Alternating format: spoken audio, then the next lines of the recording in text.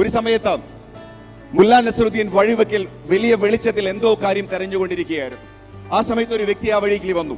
എന്നിട്ട് ചോദിച്ചു, അല്ലയോ മുല്ല, താങ്കൾ എന്താണ് ചെയ്തുകൊണ്ടിരിക്കുന്നതെന്ന് ചോദിച്ചു. ആ സമയത്ത് മുല്ല പറഞ്ഞു, ഞാൻ എൻ്റെ വീടിന്റെ ചാവി കളഞ്ഞുപോയി, അതാണ് ഞാൻ ഇവിടെ തെരഞ്ഞുകൊണ്ടിരിക്കുന്നതെന്ന് പറഞ്ഞു. അപ്പം മുല്ലയോട് ചോദിച്ചു, ചാവി ഇവിടെ തന്നെയാണോ പോയത് എന്ന് ചോദിച്ചു.